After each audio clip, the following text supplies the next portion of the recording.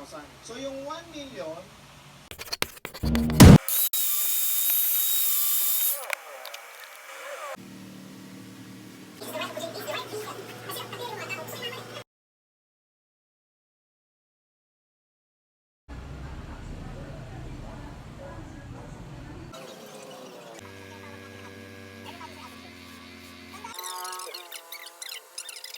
yung nakaset up yung nakadrive.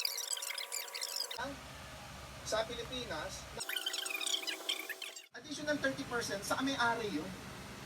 Hindi mo makukompute yan. Pero in general, dapat ito yung basihan mo kung magkano yung kikitain mo sa kumpanya as an owner. Nagigets mo?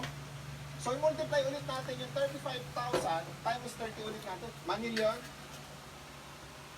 50,000. So, yung 1 million, 50,000, ang gagawin ko dyan is, i-divide ko yan into 2,964. Pag-divide